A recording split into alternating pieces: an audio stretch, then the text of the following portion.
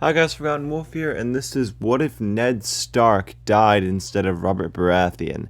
Before we begin, please like, share, and subscribe. Thank you guys so much for 50k views and 500 likes, and with that out of the way, let's begin.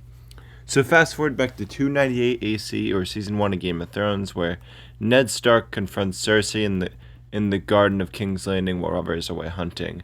And when Robert comes back, he discovers that Ned Stark is dead, and he doesn't know this at the time. Ned Stark was poisoned by Grand Maester Pycelle on orders from Cersei Lannister. The North will be understandably pissed about this, and Robert needs someone to deal with this, so he names Stannis Baratheon Hand of the King. Robb Stark will be summoned down to King's Landing to bend the knee to Robert as the new Warden of the North, and I think Robb Stark will. And also as a gesture of goodwill, Robert will send Ned's bones back with Robb, and Arya Stark will also be allowed to go back, but not Sansa on orders from Stannis to keep Robb loyal, and Sansa is also still supposed to marry Joffrey. When Stannis properly settles in King's Landing, he will discover, like Ned, that Gendry is Robert's bastard, and this leads him to the realization that Joffrey, Marcella, and Tommen are bastards of Cersei and Jaime. And with the help of Renly, they will discover that Ned was poisoned by Cersei as well. And I think Renly would help that Stannis, because the Lannisters have so much power in King's Landing, and if Stannis dies, Renly will very likely be next, meaning Joffrey is guaranteed to be king. And this is possibly their only chance to take down the Lannisters. This means that the Baratheon bros will present their findings to King Robert, and he will lock up Cersei, Joffrey, Marcella, and Tommen. Jaime will still be in Castle Rock, hiding as to escape punishment for attacking Ned in the streets of King's Landing, something that happened in the real show. This will cause Tywin to go on the warpath and ride to battle Robert. This gives Robert another war, but before he goes, Cersei Lannister will be executed for her crimes, possibly alongside Joffrey, Marcella, and Tommen. Renly will then send word to the Great Houses, where he gets the support of Dorne, who hates the Lannisters, the Starks, as Robb wants revenge for the death of his father. However, the Iron Islands declare independence, the Reach stays neutral, and the Vale stays neutral. Robb will need to cross the Trident first and battle Jaime Lannister, but the pact with Walder Frey will still happen as Robb needs to cross the Trident to the Trident and the Twins to get to Robert Baratheon and the Lannisters. And the Battle of the Whispering Woods will not happen yet, as Robb will take a bit longer to get his armies ready, since Ned won't be imprisoned, he'll be straight up killed. And yeah, this also means that Jaime will capture River Run, killing the Blackfish, Hooster Tully, while also taking Edmure Tully hostage. And with Robert and Stannis gone, Renly will be left in charge of King's Landing. Meanwhile, for Tyrion, he uses River Run to get back to Castle Rock with Cersei's death in King's Landing. Moving on to Season 2, or 299 AC, the first battle of the war takes place, and it is the Battle of the Whispering Wood, which takes place a bit later in this What If, but it still happens, and the result is the same, with Robb Stark defeating Jaime Lannister taking him captive while reclaiming River Run, and Edmure Tully is freed from captivity.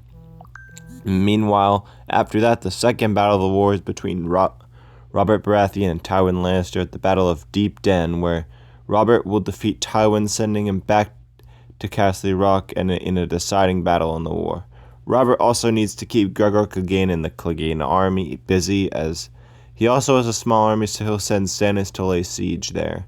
Meanwhile, Robb won't release the young Greyjoys. He doesn't need allies since he's not king, which means although the North is still invaded, Winterfell for now is still ruled by the Starks and safe. But Bran will not be there, as I do predict that he will end up escaping to become the Three-Eyed Raven, which means that Arya and Rickon are the Starks in Winterfell. Meanwhile, Tywin Lannister has a choice: bend the knee or risk invasion and death. Tywin chooses to fight alongside raising a new Lannister army, and he decides to go and fight Robert at the Battle of Gold Road, or once again Tywin is defeated, and this also means that Clegane Hall falls to Stannis. Meanwhile, Robb Stark defeats the new Lannister army at Ox Cross while also meeting Talisa. And with 3 armies surrounding him, Tywin bends the knee. And considering Balon, Greyjoy bent the knee and Robert didn't kill him, I think Tywin would let him go. Since Cersei is also dead, there's no reason for Tywin to really come back, as his children aren't really out there other than revenge, as Jaime will be executed for his crimes. This marks the ends of the war in Season 2. Yay! So moving on to Season 3, or 300 AC, the Game of Thrones will take place. He says Robert still wants to make an alliance with the Starks, so he proposes marrying Sansa Stark to Renly Baratheon, and this will be accepted as Renly isn't a king, so he won't marry Marjorie. Speaking of Marjorie Tyrell, we actually know that Renly wanted Robert to marry Marjorie and put Cersei aside, so this is a very safe bet to happen. And with Sansa Stark to be married in King's Landing, Robb Stark, who will have to give Sansa away to Renly, won't be in the Westerlands to marry Talisa. And in a mirroring of Robert's rebellion, a double wedding happens, with the first one being Sansa and Renly, and then Marjorie and Robert. Moving back north, Balon Greyjoy predicted in Season 2 that Winterfell would defy them for a year or so. And this comes true, as when Robb is in King's Landing, Winterfell falls, and Yara Greyjoy would quickly take action, taking Arya and Rickon Stark captive. But I think Arya will be able to escape like she did in King's Landing. Somehow, someway, Arya will definitely escape. But Rickon Stark will be transported back to the Iron Islands to avoid him escaping, since he is a very valuable prisoner. This causes Robb Stark to leave immediately, go all the way north first. But first, he has to stop at the Twins, where he is married to Rosalind Frey. Now, she becomes Rosalind Stark, and he can go back to the north. Meanwhile, Arya Stark arrives at the Wall, where she'll expect to see Jon, only to not find him there, as he's beyond the Wall. I do think the Watch will offer their protection for now. Towards the end of the season, Robb Stark will have to take Moat Cailin, and a siege happens, but Robb uses Theon Greyjoy in the same way how Ramsay Bolton did use Theon in order to get the Ironborn to leave Moat Cailin and take it back. And this happens, and in the season finale, Robb Stark will take back Winterfell. And moving back to King's Landing for a second, the small council in King's Landing will be shuffled up, as there's a very good chance Maester Tyrell will be relieved of his position, since he's a Lannister supporter, and same with Littlefinger, for a different reason though, since he's kind of a bastard. Littlefinger will go up to the Vale to marry Lysa Arryn.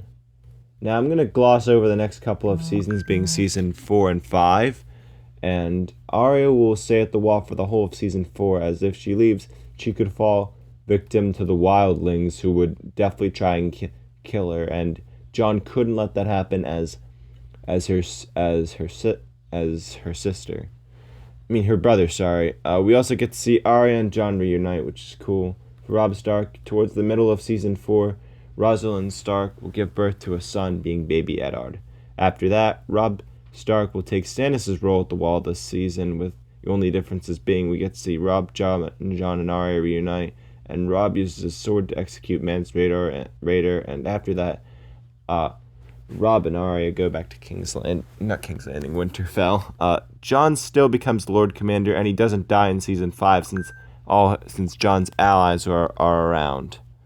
Down south, there is a good chance that Marjorie has given Robert a son. However, Renly and Sansa still have no children, because Renly doesn't want to consummate it. You know what I'm talking about if you've seen the show. But Littlefinger will still kill Lysa Arryn to get full control over the Vale. That's one thing that will happen in season 4. In season 5, Tywin Lannister has recovered his army mostly, but also he will become aware of Daenerys Targaryen, and Tywin sends his son Tyrion as an envoy to try to bring her ships and bring her to Westeros. And Tywin is still alive, by the way, since Tyrion will have no reason to kill him yet. And after defeating the wildlings, Robb Stark is now about finding Bran and Rickon Stark. While Bran is kind of a lost cause, Rickon, they know, is at the Iron Islands, and the Iron Islands said that they're an independent nation, and when Robb sends Theon to go negotiate for Rickon's release. Theon doesn't come back, but Balon Greyjoy says that he won't give Rickon back unless the Iron Islands are recognized as an independent nation. This prompts the Second Greyjoy Rebellion, which is crushed very quickly, and Balon Greyjoy is definitely killed this time, maybe Yara Greyjoy as well. Rickon goes back home, but Theon Greyjoy is the new Lord of the Iron Islands, thanks to Robert and Stannis naming him that. Finally, I'll get over to Season 6 to 3 at 3 AC, and not much happens except Daenerys gets the Lannister army to her side with Tywin as the hand of the king, and Daenerys sets off for Dragonstone. And 1 year later, in Season 7 or 3 or 4 AC, the Daenerys-Robert War begins with a small battle for Dragonstone where Daenerys takes Dragonstone almost immediately. She then gets the Vale army under the command of Littlefinger to their side, as Littlefinger uses this chance to become one of the most important lords of Westeros should Daenerys win. Tyrion will also come up with a scheme to surround King's Landing with 3 armies on 3 sides, being an army at the Trident, which would be the Vale army, an army at the Gold Road, the Lannisters, and Storm's End, while blockading King's Landing. This allows for the Battle of Storm's End, where the Unsullied take Storm's End like how they took Castle Rock in the show, while all the Baratheons are in King's Landing, meaning Storm's End will fall. This causes Robert to properly assemble his forces with the Baratheon army under the command of Robert himself. The Starks join, the Reach joins, and Doran and the Iron Islands stay neutral. And in order to cross the twins again, Robb Stark marries Arya off to a Freyson, and those two go back to Winterfell, where they see that Bran finally comes home, letting them know of the White Walker threat. The next battle of the war is the Battle of Blackwater Rush, with Robert acting like he's going onto Tywin Lannister to battle him, but in reality he sends maybe a small force, and this allows for the Tyrell army to sneak in and take Castle Rock. And following this is the second Battle of the Trident between the Vale and Northern armies, where Robb Stark forces the Vale to retreat back into the Vale with the victory. And Robb Stark takes residence at Harrenhal, which leads into the next battle of the war, the Battle of Fire, where Daenerys takes action herself on her dragon Drogon in a rage after losing her allies, and their allies lost their battle, so she's understandably mad. And the Dothraki land on Westeros, forcing the Northern army to face them in a battle, not in Harrenhal, but above the Trident. And when this is a ploy, as Daenerys will end up burning the Starks and protect. And yeah, since there's no Bronn to save Jaime in this situation, and you'll get what I mean in a second, the Dothraki also don't take prisoners. No one is there to really convince Robb to abandon his army, which means Robb Stark is killed in this battle, along with the whole Northern army is shattered. It is completely gone. And it's at this point that the Iron Islands and Dorne jump on to support Daenerys, with both seeking revenge for the death of their families. The Iron Fleet allows for Daenerys' group to raid the Reach to hopefully get the Tyrells to leave the Westerlands. But the Tyrells don't budge, they don't move, and we finally see the Battle of Castle Rock, where, despite having home turf advantage, Tywin loses the battle because the Tyrells have way better numbers. And this forces Tywin to lay siege to Castle Rock.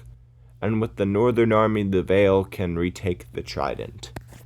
Moving on, and this leads us into Season 8, where Daenerys goes back to Dragonstone and Robert goes back to King's Landing at the start of the season, and Robert sends Stannis to capture Storm's End, which works.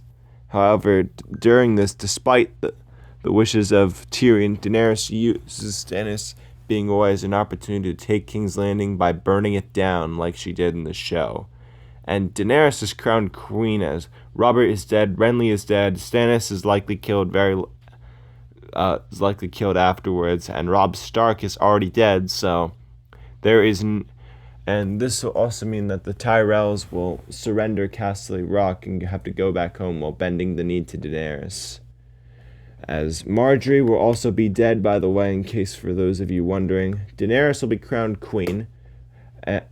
but they will also come into contact with Sansa Stark, who will I do think that she will live in this scenario, and Tywin will marry Sansa off to Tyrion to try and get a Lannister on the seat of Winterfell, like how he did in the show, also keeping her as a bargaining chip. And also bending the knee from the north, Jon Snow bends the knee for the Starks and the Night's Watch because the White Walkers will definitely have some way of getting past the wall without a dragon, and so Jon will convince them to go north to stop the White Walkers. Tywin doesn't want to. Instead, let the Starks get slaughtered and then deal with them afterwards. The White Walkers, I mean, but Daenerys doesn't matter. Jon and Daenerys predictably end up falling in love, and the Unsullied, Dothraki, and all of our forces come to kill the Night King in the Battle of the Long Night. Before that, Bran tells the truth to everybody, which means that Daenerys maybe goes a bit more mad, but ultimately it doesn't matter since Jon is a member of the Night's Watch.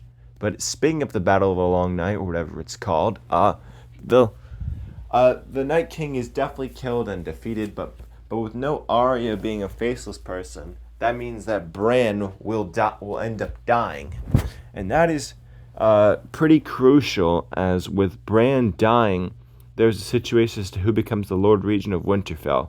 But moving back to the aftermath of the Long Night, everyone is put to rest. Jon returns back to the Night's Watch, as without him dying, he is still a member of the Night's Watch.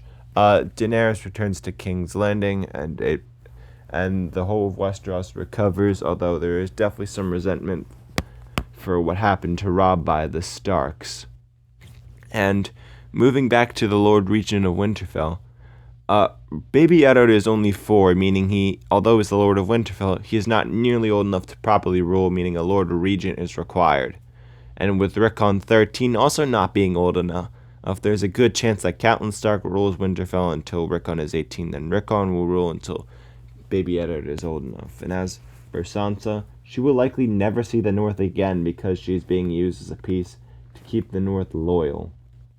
And that is it for this What If. If you want more like this, hit that like, share, and subscribe. If you want more like this, at 100 subs, I'll do a 1-hour video on the FNAF Timeline. At 600 likes, I'll do a video on the Doom of Valeria. And at 75k views, I'll do a video on the life of Jaime Lannister. But until next time, bye!